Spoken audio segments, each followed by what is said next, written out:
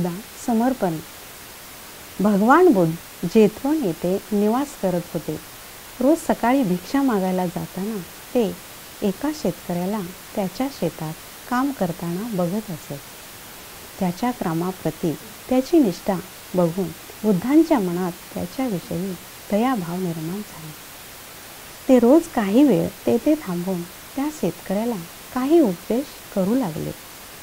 जेव्हा शेतकऱ्याचे पीक तयार झाले तेव्हा त्याने आपल्या पिकाचा काही हिस्सा भगवान बुद्ध आणि त्यांच्या भिक्षू संघाला भेट म्हणून देण्याचा संकल्प केला. दुर्भाग्याने त्याच रात्री मुसळधार पाऊस पडला आणि त्याचे सर्व पीक नष्ट झाले.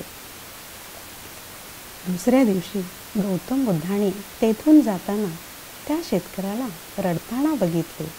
रडण्याचे कारण विचारताच शेतकऱ्याने सर्व हकीकत सांगितली आणि तो म्हणाला की बुद्धजी, मला माझे नुकसान झाले त्याचे काहीच दुःख नाही, परंतु आपल्या सेवेची संधी माझ्या हातून निघून गेली याचे मला दुःख होत आहे.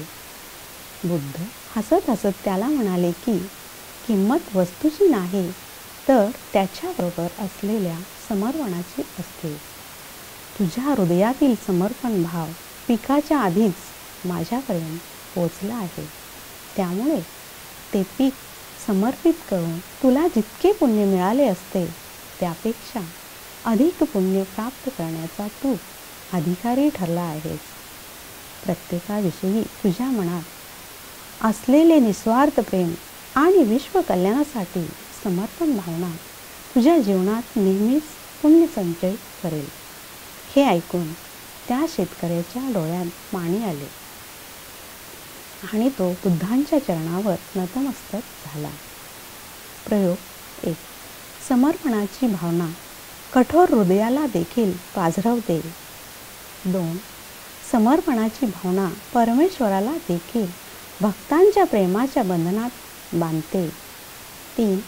समर्पण भाव अतूट बंधनाचा पाया आहे.